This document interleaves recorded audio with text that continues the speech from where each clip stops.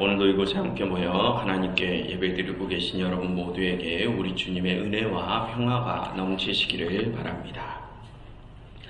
우리는 지난주부터 예수님의 천국 비유들을 모아놓은 마태복음 13장을 살펴보고 있습니다. 그 중에서도 지난주에는 예수님께서 그 천국에 대하여 왜 비유들로 말씀하시는지 그 이유를 살펴보았죠. 예수님께서는 천국과 심판이 가까이 왔으니 이젠 그 천국에 들어갈 자들과 들어가지 못할 자들을 분리하기 위해서 이젠 비유로만 말씀하신다고 하셨습니다. 그래야 천국에 들어갈 자들이 들어가지 못할 자들과 함께 심판에서 멸망하지 않을 것이기 때문입니다. 그럼 여러분, 우리가 천국에 들어간다는 것이 무슨 뜻입니까? 지난주에 말씀드렸듯이 우리가 하나님의 통치를 받는다는 뜻입니다. 그럼 여러분, 또 우리가 하나님의 통치를 받는다는 것은 무엇입니까? 오늘 우리는 그것을 한번 알아보려고 합니다. 먼저 오늘 본문의 내용부터 살펴보도록 하겠습니다. 예수님께서는 바닷가에서 자신 앞으로 모여든 큰 무리에게 씨를 뿌리는 비유를 들려주십니다. 어떤 사람이 씨를 뿌리는데 어떤 씨는 길가에 떨어져서 새들이 먹고 어떤 씨는 돌밭에 떨어져서 싹이 나오는데 흙이 약타서 해가 돋은 후에 타서 뿌리가 마르고 또 어떤 씨는 가시떨기 위에 떨어져서 그 가시가 싹의 기운을 막았다고 하십니다. 그에 반해 어떤 씨는 좋은 땅에 떨어지는데 그 좋은 땅에 떨어진 씨는 30배, 60배, 100배의 결실을 맺는다고 하시죠. 그 말씀을 하시고 예수님께서는 무리들을 뒤로 하시고 제자들에게 가셔서 그들에게만 비유를 풀이해 주십니다. 먼저 이 비유에는 천국 말씀을 듣고 깨닫지 못하는 세 부류가 있다고 하십니다. 첫 번째 부류는 길가에 뿌려진 자는 악한 자가 와서 그 마음에 뿌려진 것을 빼앗긴 자요. 둘째, 돌밭에 뿌려진 자는 말씀을 들을 때는 그 말씀을 기쁨으로 받아들이지만 그 속에 뿌리가 깊지 않아서 환난이나 박해가 일어날 때 넘어지는 자들이라고 하십니다. 그리고 셋째, 가시떨기에 뿌려진 자는 말씀을 듣기는 들으나 세상의 염려와 재물의 유혹 때문에 말씀이 막혀서 결실을 맺지 못하는 자라고 하시죠. 이 세 부류는 천국 복음을 깨닫지 못하는 자들이라고 하십니다. 그리고 예수님께서는 천국 복음을 듣고 깨닫는 부류도 있다고 하시는데 그는 좋은 땅에 뿌려진 자로서 말씀을 듣고 30배, 60배, 100배의 결실을 맺는 자라고 하시면서 이 비유를 마치십니다. 여러분, 오늘 살펴볼 이 씨 뿌리는 비유는 지금까지 우리 교회들에서 여러 가지 시각으로 해석되어 왔습니다. 그 중에서 대표적인 두 가지 해석을 소개해드리면, 먼저는 이 비유를 우리가 어떤 땅에 있어야 하는가라는 시각을 가지고 이 비유를 해석하는 경우입니다. 그런 시각을 가지고 이 비유를 해석하면 길가와 돌밭과 가시떨기가 있는 땅에서는 우리가 결실을 맺지 못하기 때문에 우리는 좋은 땅에 있도록 힘써야 한다라는 해석이 나옵니다. 그동안 우리 한국 교회들에서는 전통적으로 이 해석을 많이 받아들였죠. 그럼 여러분, 그러한 해석에서 좋은 땅이란 어떤 것일까요?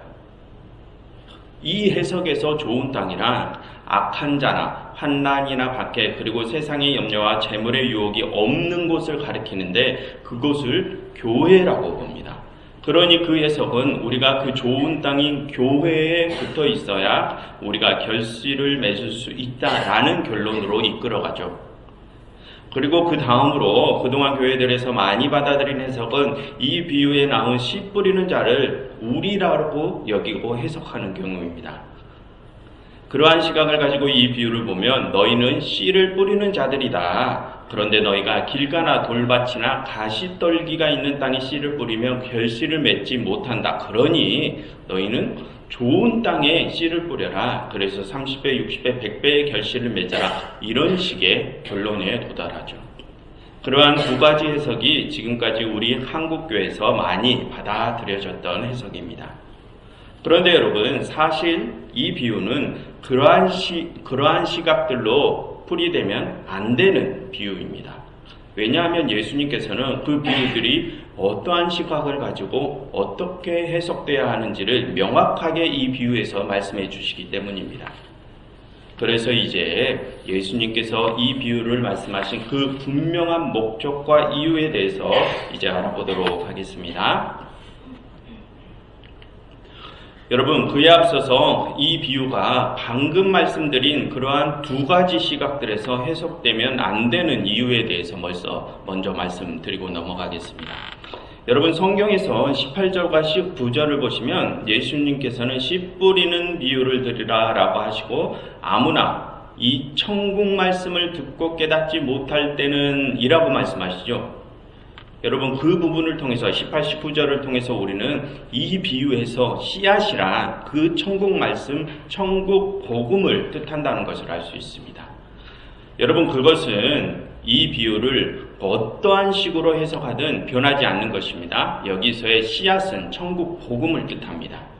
그러니 일단 그것을 기억하시고 다음 내용을 따라오시길 바랍니다. 그리고 여러분, 이 비유를 우리가 어떠한 땅에 있어야 하는가 하는 시각으로 해석하는 경우를 보면 그 해석이 예수님께서 전하신 십자가의 길과 대립된다는 것을 우리는 알 수 있습니다. 여러분, 그러한 시각에서 이 비유를 보면 여러 종류의 땅들은 사람들이 처한 여러 상황들을 의미하죠.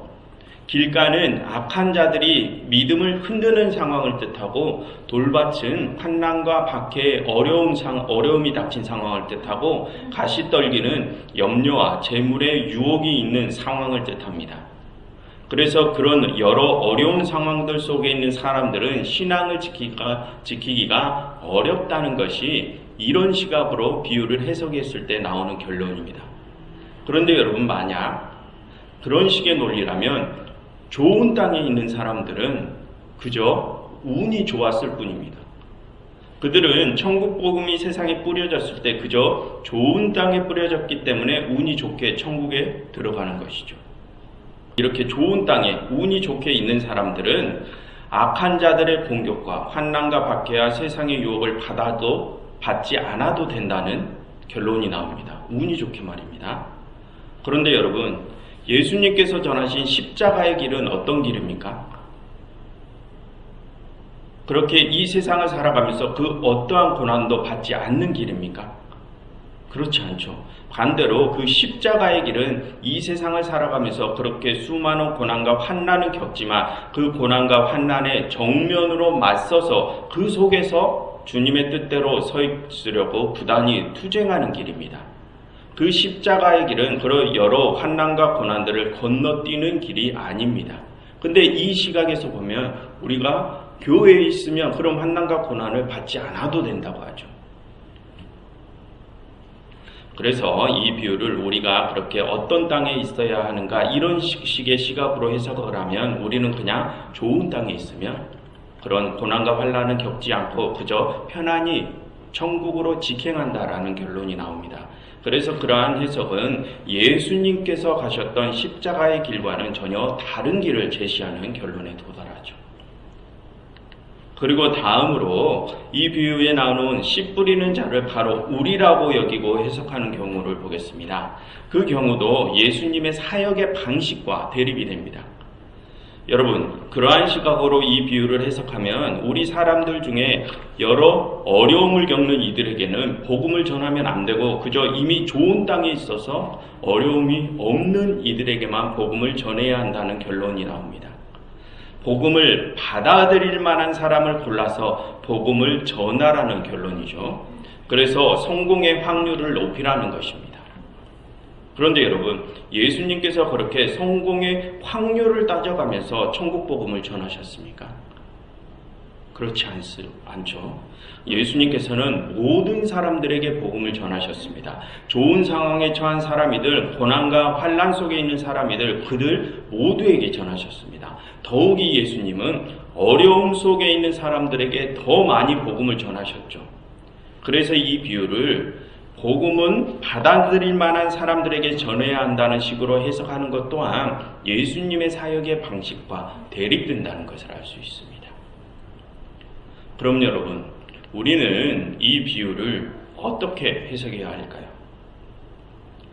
여러분, 일단 우리는 이 비유에서 강조되는 것들이 무엇인지를 먼저 깨달아야 합니다. 먼저 찾아봐야 합니다. 그래서 예수님께서 이 비유를 풀이해 주시는 부분을 보면 거기서 19절과 23절을 한번 가서 보시겠습니까? 19절에서 예수님께서는 천국 말씀을 듣고 깨닫지 못하는 자들이 있다고 하시죠. 그리고 23절에서는 그 말씀을 듣고 깨닫는 자들도 있다고 하십니다. 그처럼 이 비유에서의 강조점은 천국 복음을 깨닫느냐 못 깨닫느냐 이것에 있습니다. 그리고 여러분, 우리는 이 비유에서 천국 복음을 듣고 그렇게 깨닫거나 깨닫지 못하는 자들이 누구인지도 알아야 합니다. 그러면 여러분, 누가 이 천국 복음을 듣는 자들입니까? 그리고 누가 이 천국 복음을 전하는 자입니까? 여러분, 지난주에 예수님께서는 자신 앞에 있는 무리와 제자들에게 자신께서 전하시는 천국 비유를 듣고 깨닫거나 깨닫지 못하는 이들이 있다고 하셨죠. 1절과 2절 그리고 10절과 11절에서 우리는 그것을 확인할 수 있습니다. 그럼 여러분, 이 비유에서 천국 복음을 뿌리는 자가 누구입니까? 예수님입니다. 그럼 여러분, 그 천국 복음을 듣는 이들은 누구입니까? 또 대중과 제자들입니다. 무리와 제자들이죠. 그처럼 이 비유의 화자는 예수님이고 이 비유의 청자는 무리와 제자들입니다. 그리고 여러분, 이 비유는 결론이 정해져 있습니다. 여러분, 8절을 한번 보시겠습니까? 그리고 23절도 한번 보십시오. 예수님께서는 이 비유에서 최종적으로 무엇을 말씀하려 하십니까? 예수님께서는 이 비유에서 그 무리와 제자들이 그 천국 복음을 듣고 좋은 결실을 맺어야 함을 말씀하십니다. 그래서 여러분, 그렇게 천국 복음을 듣고 좋은 결실을 맺는 자가 곧 그 복음을 깨닫는 자요, 좋은 땅에 있는 자라는 것입니다. 반대로 천국 복음을 듣고 좋은 결실을 맺지 못하는 자들이 그 복음을 깨닫지 못하는 자들이요, 길가와 돌밭과 가시떨기에 뿌려진 자들이라는 것입니다. 그런데 여러분, 지난주에 우리는 그 천국 복음을 깨달은 자들은 천국을 침노한 자들임을 배웠죠. 그래서 그들은 하나님의 통치를 받는 이들이라고 했습니다. 그럼 여러분, 하나님의 통치를 받는 그들은 이 세상에서 어떻게 살아갈까요? 통치자로서의 하나님을 인정하면서 그 통치자이신 하나님의 뜻대로 살아가겠죠. 화평, 희생, 사랑, 그러한 것들을 보이면서 그렇게 윤리적인 삶을 살아갈 것입니다. 그래서 여러분, 천국 복음을 깨닫는 것은 그렇게 하나님의 통치권을 인정하고 그분의 뜻에 순종하면서 윤리적인 삶을 살아간다는 의미입니다. 그것이 이 비유에서 말하는 좋은 결실입니다. 그런데 여러분, 방금 말씀드린 부분에서, 방금 살펴본 부분에서 우리가 관심을 조금 더 기울여야 할 부분이 있습니다. 여러분, 방금 말씀드렸듯이 지금 예수님께서는 당신께로 모여든 무리와 제자들에게 이 비유를 말씀하시죠. 여러분, 예수님은 자신의 공생의 기간 동안 갈릴리, 데가볼리, 유대 땅, 이런 땅에서 활동을 하셨습니다. 그 땅들은 다 이스라엘의 지역입니다. 그래서 지금 예수님 앞에 있는 이 무리와 제자들은 거의 이스라엘인들입니다. 그런데 여러분, 지난주에 살펴본 것처럼 그 이스라엘인들 중에서 이 마태복음 13장의 비유들을 듣고 그것을 깨닫는 자들이 있고 깨닫지 못하는 자들이 있었죠. 그래서 예수님께서는 그러한 상황은 과거 예언자 이사야의 예언대로 이루어진 것이라고 말씀하셨습니다. 지난주 본문에서. 그래서 과거에 그 예언자 이사야가 뭐라고 예언했는지를 가서 보면, 여러분, 지난주 본문 14절 15절 마태복음 13장 14절 15절을 잠시 가서 되돌아보시겠습니까? 거기서 이사야는 읽어드리겠습니다. 제가 너희가 듣기는 들어도 깨닫지 못할 것이요 보기는 보아도 알지 못하리라. 이 백성들의 마음이 완악하여져서 그 귀는 듣기에 둔하고 눈은 감았으니 이는 눈으로 보고 귀로 듣고 마음으로 깨달아 돌이켜 내게 고침을 받을까 두려워함이라 라고 이사야가 예언했다고 예수님께서 말씀하셨습니다. 여러분, 이 이사야의 예언은 이사야서 6장에 기록된 말인데요. 그 이사야서 6장은 하나님께서 이사야를 당신의 종으로 부르시는 내용입니다. 거기서 이사야는 하나님께 부르심을 받고 방금 그 말씀을 이스라엘에게 가서 전하라 라는 명을 받죠. 즉, 이 이사야의 예언은 바로 그 이스라엘인들을 대상으로 하는 예언이라는 것입니다. 그처럼 과거 예언자 이사야이건 바로 지금 예수님이건 하나님의 백성인 유대인들, 그 이스라엘인들을 대상으로 이 말씀을 하신다는 것을 우리는 알아야 합니다. 지금 이 천국 복음을 전해 들은 이들은 이방인들이 아니라는 것이죠. 이미 하나님의 백성들이라고 하는 자들입니다. 그런데 여러분, 그 하나님의 백성인 유대인들 중에서도 어떤 이들은 천국 복음을 깨닫지 못합니다. 즉, 스스로 하나님의 백성이라 자부하는 이들 중에서도 천국을 살아가지 못하는 이들이 있다는 것입니다. 그럼 여러분, 그들은 왜 하나님의 백성임에도 불구하고 하나님의 나라를 살아가지 못할까요?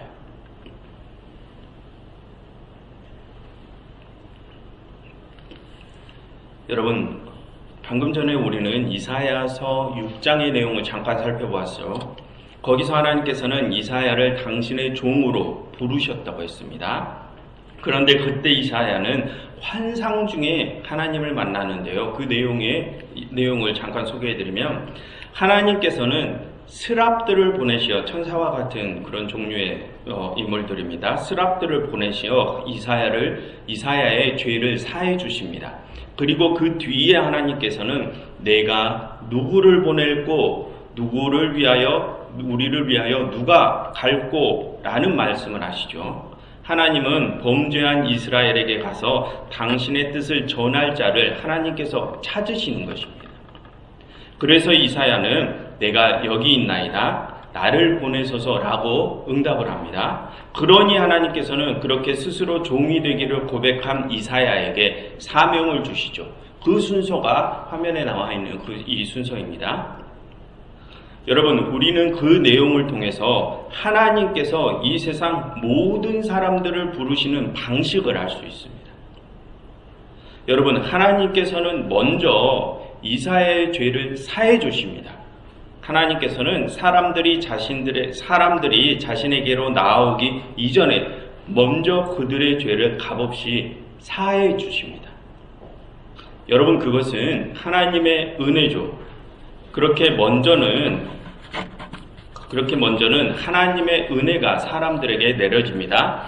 그리고 나서 하나님께서는 내가 누구를 보내고 하시며 당신의 일꾼을 찾으십니다.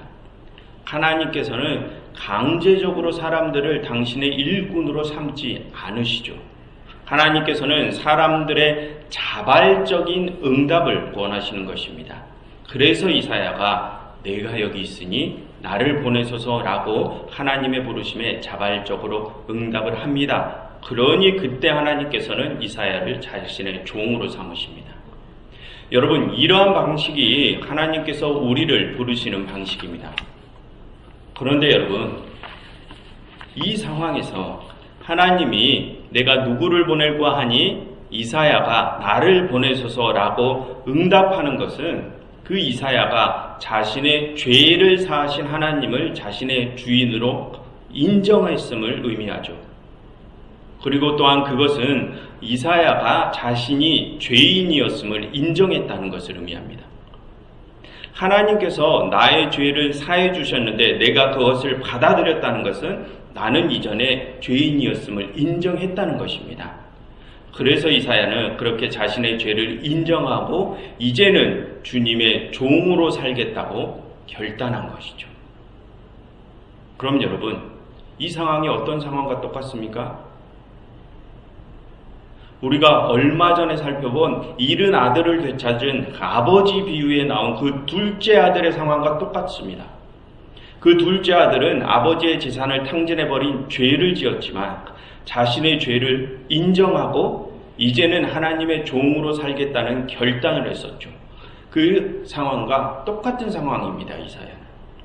그처럼 여러분, 우리가 하나님의 부르심에 응답하는 것은 먼저는 내가 죄인이었음을 인정하고 이제는 하나님의 종으로 살겠다고 결단하는 것을 포함합니다. 그것이 우리가 하나님을 주인으로 인정하는 것입니다. 그런데 스스로 하나님의 백성, 하나님의 종이라고 자부했던 당시의 유대인들 중에서는 자신들이 죄인임을 인정하지 않는 이들이 있었습니다. 그들은 율법을 잘 지키고 율법을 철저하게 지키기 때문에 자신들은 죄가 없다, 성결하다고 주장했죠.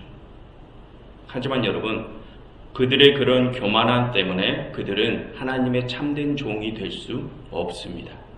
그들은 입으로는 자신들이 하나님의 종이라, 주인이라 고백을 하지만 사실 그들은 하나님을 참 주인으로 인정하지 않는 이들입니다. 왜 그렇습니까? 그들은 자신들이 죄인임을 인정하지 않기 때문입니다. 그들은 하나님께서 그들의 죄를 사해 주신 그 은혜를 받아들이지 않은 이들이죠.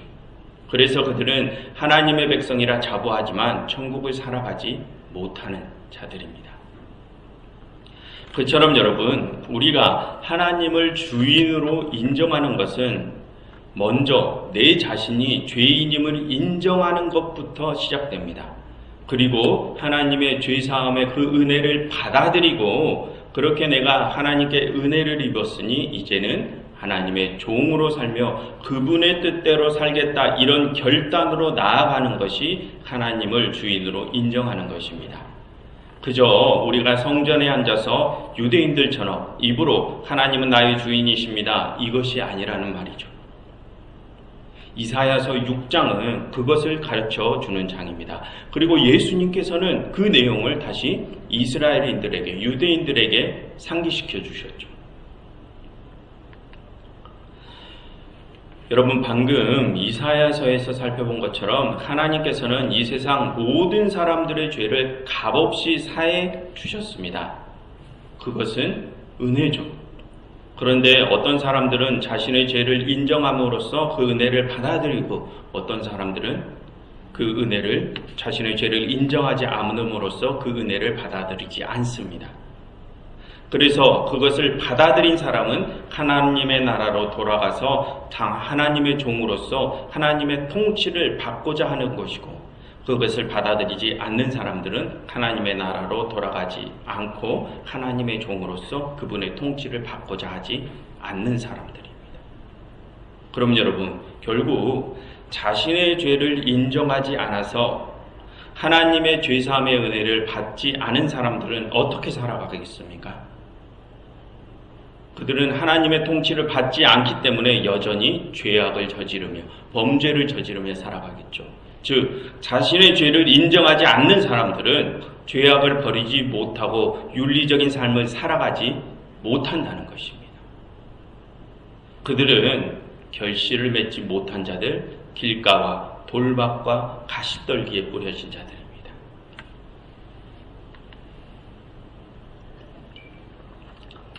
여러분, 예수님께서는 그 은혜의 씨앗을, 세상 죄사함의 은혜의 씨앗을 세상 모든 사람들에게 뿌리셨습니다. 그런데 어떤 사람들은 악한 자의 유혹 때문에, 또 어떤 사람들은 환난과 박해 때문에, 또 어떤 사람들은 세상의 염려와 재물의 유혹 때문에 그 은혜의 씨앗을 거부하죠. 그래서 그들은 결실을 맺지 못합니다. 그들은 통치자 하나님의 뜻대로 화평이나 사랑이나 희생 등을 행하는 그런 윤리적인 삶을 살아가지 못합니다. 그런데 여러분, 사실 그들은 악한 자의 유혹과 환난과 박해와 세상의 염려와 재물의 유혹 때문에 그 은혜의 씨앗을 거부한 것이 아닙니다. 그들은 사실 자신들의 죄를 인정하지 않고 여전히 죄악 속에 남고자 하기 때문에 자신들에게 그러한 어려운 상황들이 닥칠 때 쉽게 넘어지는 것입니다. 또한 그 죄악의 마음을 갖고 있기 때문에 그들은 선을 위해 환난과 박해를 당하기 싫은 것입니다. 그렇게 그들에게 닥친 그런 환경들은 그저 핑계일 뿐입니다. 그래서 그들은 하나님의 뜻대로 윤리적인 삶을 살아가지 못하는 것입니다. 여러분, 예수님께서는 오늘 비유를 자신들이 하나님의 백성이라고 자부하던 이스라엘 사람들에게 말씀하셨습니다. 하지만 예수님께서는 그 이스라엘 사람들 중에서도 하나님의 은혜를 거부한 이들이 있다고 말씀하시죠. 그래서 하나님의 통치를 받지 않고 여전히 범죄한 가운데 남아서 결실을 맺지 못하고 천국을 살아가지 못하는 자들이 있다고 하십니다.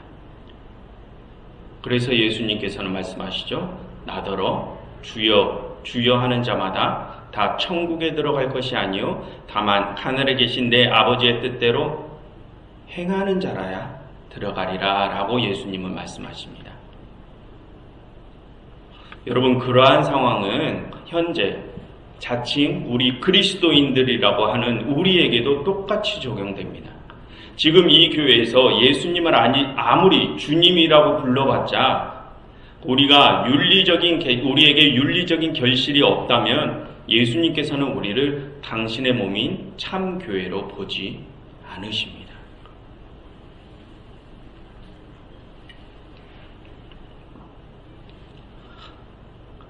여러분, 어제 우리나라에서는 탄핵소추안이 통과되었죠. 그렇지만 아직 우리나라에 있는 혼란이 다 정리된 것은 아닙니다. 그런데 여러분, 우리에게 그런 어떠한 어려운 상황이 닥치든지 무슨 종류의 어려움이 닥치든지 하나님께서는 우리가 그 모든 상황들 속에서 선함과 의로움의 결실을 맺기를 원하십니다. 악인과 재물의 유혹이 있고 환난과 박해와 염려가 우리를 에워싸도 하나님께서는 우리가 그 속에서 의로운 결실을 맺기를 원하십니다. 그 속에서 우리가 하나님의 통치를 받는 자들임을 드러내기를 원하십니다. 그런데 여러분, 지금 우리의 모습, 우리 한국교회의 모습을 한번 돌아보십시오. 우리는 어떤 모습입니까?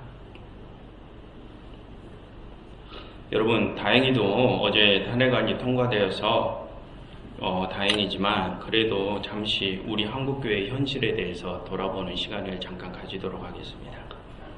여러분, 지난주에 저는 지금 우리나라 기독교 총회들과 우리나라 교회들이 지금 이 나라를 이끌로 만든 그 무도한 권세자들이 무서워서 아무 말도 못하는 그 현실을 지적했습니다. 그런데 이번 주에는 여러 지역의 몇몇 목사님들께서 용기를 내셔서 시국선언을 통해 그 무법한 권세자들에게 맞서시더군요. 그래서 저는 기쁘고 감사했습니다. 하지만 한편으로는 우리 한국교회의 다른 현실을 바라보면서 더 큰 실망을 갖게 되는 한 주였습니다. 그렇게 지방의 작은 교회들의 힘없는 목사님들은 하나님의 힘을 의지해서 그 죄악의 권세자들에게 그렇게 맞서시는데 저수도권의 대형 교회들은 어제까지도 아무 말도 하지 않으시더군요. 우리 기독교 총회들은 아무 말도 하지 않으시더군요. 그뿐만 아니라 교회명과 이름을 밝히면 그 누구나 다 알 수 있는 어느 초대형 교회 목사님들은 지난주 설교에서 그 죄악의 권세자들을 비유하는 설교도 하시더군요. 이렇게 설교를 하셨습니다. 지금은 우리가 나라의 지도자들을 욕할 것이 아니라 우리가 잘하면 된다. 이런 식의 설교를 하시는 분들도 계셨고요. 또 지금 우리가 할 일은 정쟁과 다툼이 아니라 화해와 용서와 사랑입니다. 라는 설교를 하시는 분들도 계셨습니다. 여러분, 너무 비겁합니다. 뭐가 그리 무서워서 그 무법자들에게 아무 말도 못하는 것입니까? 그리고 여러분, 하나님께서 언제 자신의 죄를 인정하지 않는 이들을 받아주셨단 말입니까? 예수님께서 언제 회개하지 않는 이들을 부르어 주셨다는 말입니까? 여러분, 오늘 살펴보셨듯이 하나님께서는 우리가 당신을 찾기 전에 이미 우리의 죄를 값없이 용서하셨습니다. 그러나 하나님께서는 그 죄사함의 은혜를 스스로 거부한 이들이 있다고 하셨죠. 그래서 여전히 그 죄악 속에 남기로 스스로 선택한 자들이 있다고 하셨습니다. 그럼 여러분, 하나님께서는 그들이 당신의 나라를 살아갈 수 있다고 하십니까? 없다고 하십니다. 하나님께서는 그렇게 여전히 죄악을 선택한 자들을 받아주지 않으신다고 하십니다. 여러분, 이 성경에서 말하는 하나님께서는 당신께로 스스로 돌아온 자들, 즉 회개한 자들을 받아주시는 분이십니다. 그럼 여러분, 그가 정말로 회개하였는지를 우리가 어떻게 알 수 있습니까? 그가 자신의 죄를 인정하고 그 죄악에서 떠나서 선함과 의로움의 결실을 맺는 것을 보고 알 수 있다고 하십니다. 하나님께서는 우리의 윤리적인 행위를 보고 우리가 회개했음을 확인하신다고요. 그런데 어찌 자신의 죄를 인정하지도 않고 여전히 죄악을 선택한 그들을 우리가 용서하고 그들에게 화해를 청하고 손을 내민단 말입니까? 여러분, 예수님께서는 자신에게 스스로 나아온 이들, 그 회개한 이들을 반겨맞아 주시죠. 하지만 예수님께서는 여전히 죄악을 선택한 이들에게는 그들이 아무리 하나님의 부르심을 받은 이스라엘이라고 하더라도 그들을 악한 세대라고 부르시며 그들에게 천국 비밀을 감추셨습니다. 예수님은 그들을 받아들이지 않으셨습니다. 그리고 거기에 멈추지 않으시고 예수님은 그들의 상을 엎으시면서 그들을 대적하셨습니다. 여러분, 그렇게 자신의 죄를 인정하지 않는 이들은 우리가 손을 내밀어야 하는 대상이 아니라 대적하고 그들을 비판하고 회개를 촉구해야 하는 대상들입니다. 그런데 어찌 비겁하게 그 죄악의 권세자들에게 아무 말도 하지 못하고 그들의 죄를 모른 척하고 오히려 그들을 비유하려 한다는 말입니까? 여러분, 그렇게 우리가 그 죄악의 권세자들을 우리 마음대로 용서하고 비유하고 그 죄악의 권세자들에게 손을 내미는 것은 우리가 심판자이신 하나님의 자리에 올라앉는 행위입니다. 그것은 의로우신 하나님의 통치를 가로막는 행위죠.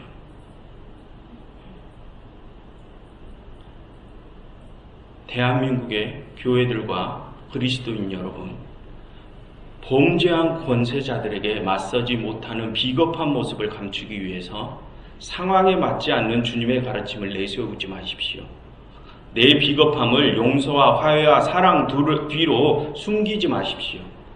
하나님께서는 우리의 죄를 인정하고 그 죄악과 단절하고 그 죄악의 세력에 대적하기를 원하십니다.